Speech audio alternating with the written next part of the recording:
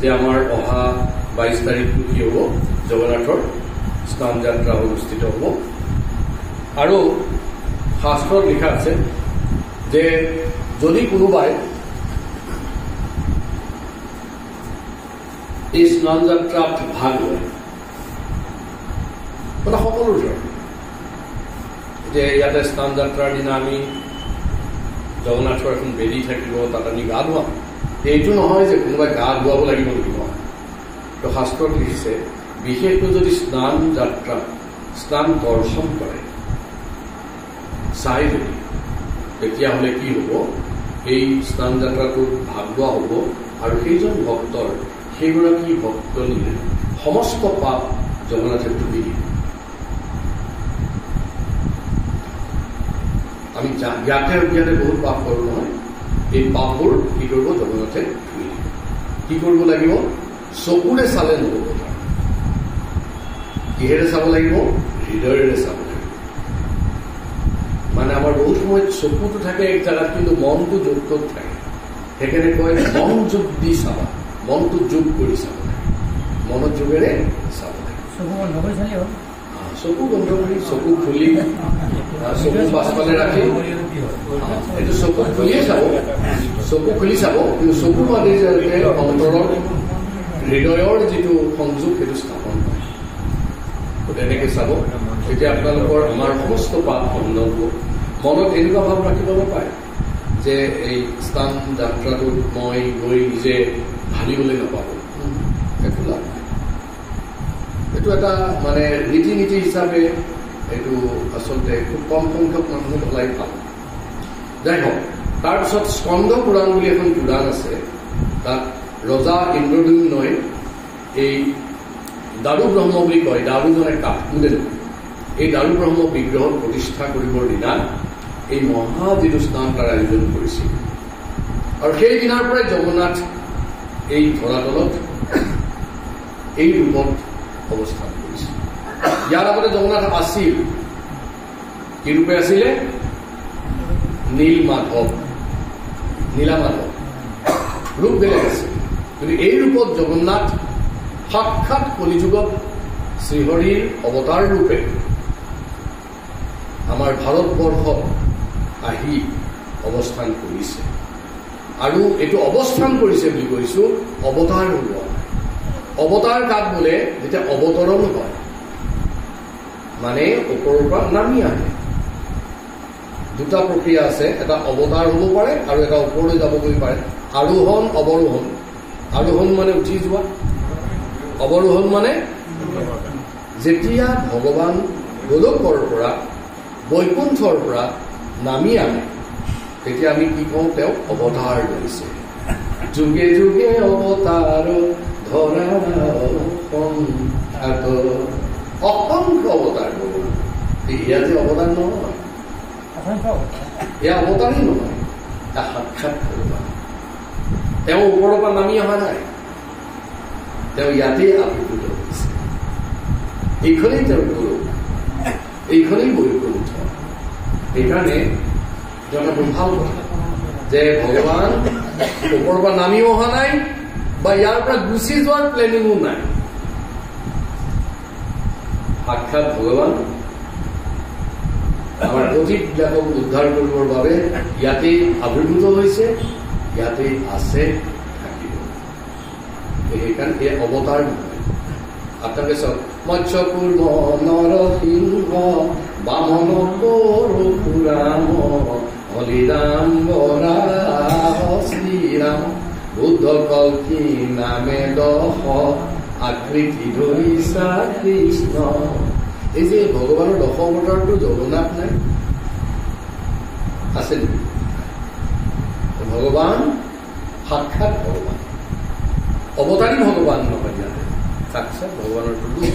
কলিযুগত এই ৰূপত ভগৱান আছে, থাকিব আৰু অতীতবিলাকক উদ্ধাৰ কৰিব। আৰু এই দিনটোতে ইন্দ্ৰদ্যুম্ন ৰজাই তেওঁ স্নান কৰি প্ৰতিষ্ঠা কৰিছে। সেইকাৰণে এইটো বাৰ্থডে। জগন্নাথৰ কি জন্মদিন, জন্ম তিথি, আবিৰ্ভাৱৰ তিথি। যাই হওক, এতিয়া এই তিথিটো কেনেকৈ উদযাপন কৰিব লাগে, এই তিথিত কি কি ব্যৱহাৰ কৰা হয়, এই সম্পৰ্কে অকণমান আলোচনা কৰিম। আৰু তাৰ পাছত আমাৰ পৰিকল্পনাবিলাক 22 তাৰিখৰ কাৰণে আজি কৰা হ'ব। পুৰীত যেতিয়া স্নান যাত্ৰা হয় সেইদিনা শ্ৰীক্ষেত্ৰৰ শ্ৰীমন্দিৰৰ মূল বেদীৰ পৰা জগন্নাথ, বলদেৱ আৰু সুভদ্ৰা, সুদৰ্শনসহ স্নান মণ্ডপলৈ তেওঁলোকক অনা হয়। মই অলপ আগতে কৈছোঁ, জগন্নাথে কিবা এটা কাম কৰি উৎসৱ হৈ যায়। এতিয়া জগন্নাথে মূল মন্দিৰৰ পৰা ওলাই আহিব, সেইটো এটা কাম নহয় জানো, তাতো এটা উৎসৱ হয়। সেইটোৰ নাম কি? পহন্দি বিজে। ভগৱানে অহাৰ ষ্টাইলটো অলপ বেলেগ। মানে আমাৰ যেনেকে কেতিয়াবা গাটো দুৰ্বল লাগিলে হালি জালি আহো,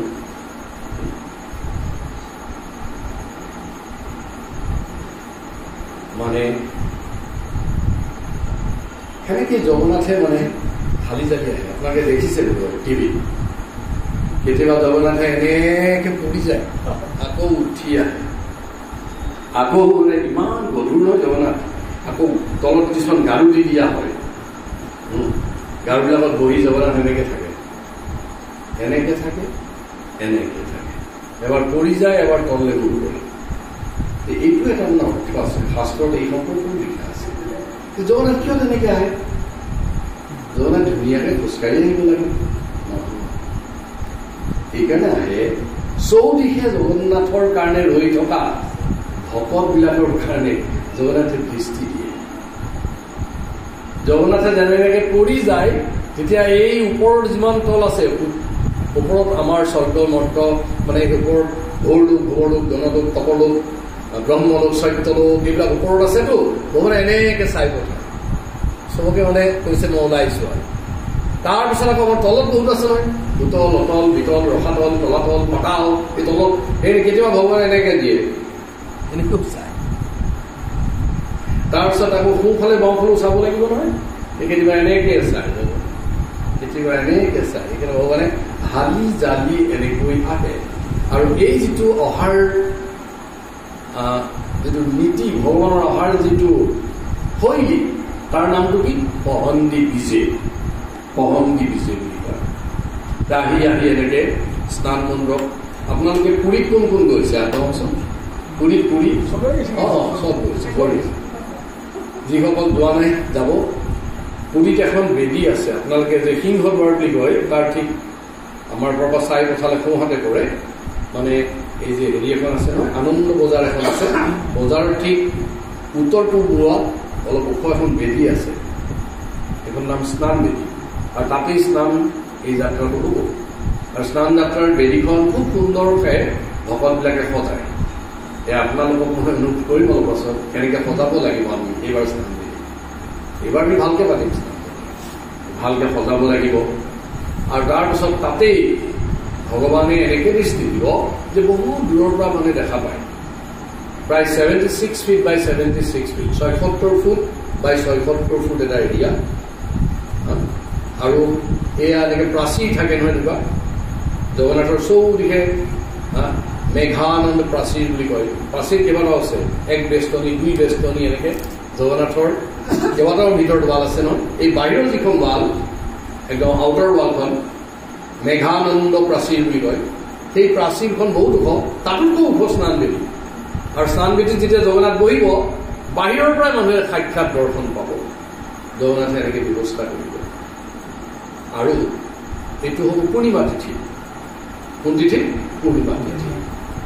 এই যে দশমী তিথি হ'ব, মানে পূৰ্ণিমালৈ 5 দিন বাকী থাকোঁতে দশমী তিথি হ'ব। দশমীৰ দিনা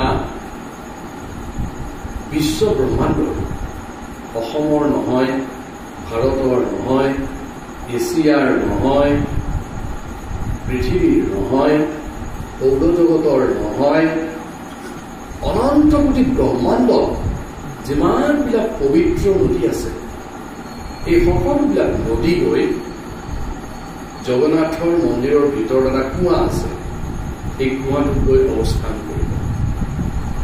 আৰু কুঁৱাটোৰ নাম কি? স্বৰ্ণ কুঁৱা। এই স্বর্ণ কুয়াত গৈ আমার ব্রহ্মপুত্র যাব, গঙ্গা যাব, যমুনা যাব, মিসিসিপি যাব, সব যাব। পৃথিবী বিশ্ব ব্রহ্মাণ্ড বৈকুণ্ঠৰ পৰা গঙ্গাও নামি আহিব, সব আহিব, আহি ক'ত সোমাব? এটা কুঁৱা আছে, স্বৰ্ণ কুঁৱা, সোণা কুঁৱা বুলি কয় তেওঁলোকে উলিয়াব। তাতে আহি পেলাই সেই দিনটোত অৱস্থান কৰিব। কিহৰ কাৰণে? যে আমি যদি পবিত্ৰই হয়, তাহলে এই পবিত্ৰতাটো পৰমেশ্বৰ ভগৱানৰ কামত লাগক। সেই বুলি এই নদীবিলাকে আহি তাত অৱস্থান কৰিব। আৰু জগন্নাথৰ পূজাৰীসকলে 108টা সোণৰ কলহত তাৰ পৰা পানী লৈ আহিব, উঠাই আনি পেলাই সেই পানীবিলাকত হালধি দিব, সুগন্ধি দিব, আতৰ দিব, জব দিব, চন্দন দিব, ফুল দিব, তুলসী দি এইবিলাক ধুনীয়াকৈ সজাই ৰাখিব।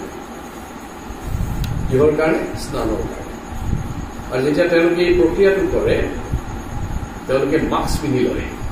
আমি যে আজিকালি মাস্ক মুখা পিন্ধো, এইটো একদম মানে ভাৰতবৰ্ষত কোটি কোটি বছৰ আগৰ পৰা চলিছে।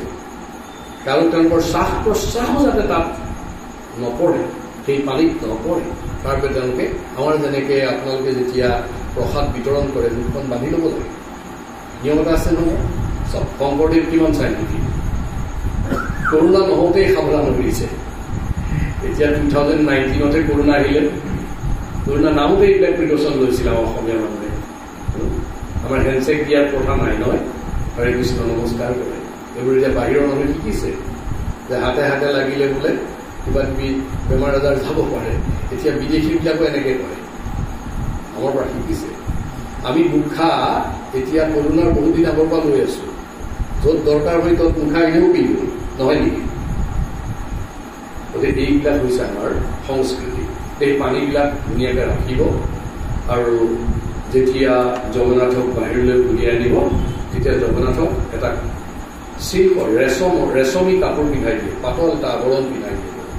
আৰু তাৰ পাছত ভগৱানক গা ধুৱাই দিছে, বিভিন্ন মন্ত্ৰ গাব, বৈদিক মন্ত্ৰ গাব, হৰে কৃষ্ণ মহামন্ত্ৰ গাব, শংখ ধ্বনিত হ'ব। শংখ আছে নাই? সেইদিনা স্নান যাত্ৰাৰ দিনা মই দায়িত্ব দিলোঁ, দুজনমানৰ কাম হৈছে মানে উল্টাই পুল্টাই শংখ বজাই থকা। যেনেকে আমি বিয়া হলত কি লগাওঁ, মিউজিক লগাওঁ নহয়, আৰু এইবিলাক মিউজিক শুনিলে আমনি লাগি যায়। শংখটো এনেকুৱা এটা মিউজিক, এনেকুৱা এটা ব্ৰহ্ম, নানাটো ব্ৰহ্ম, যে এইটো শুনিলে কাণবোৰ কি হৈ যায়, আৰু শুনিব মন কৰি থাকে, আৰু শুনিব মন কৰি থাকে। কৰ্ণপথে ভকতৰ হিয়াত প্ৰভূহি হৰি, দুৰ্বাসনা হৰে সমস্ত। ভগৱান এইফালে সোমাই যাব, কাণেদি সোমাই হৃদয়ত বহি আনন্দ দিব। এই শংখটো ধ্বনিত হ'ব লাগিব।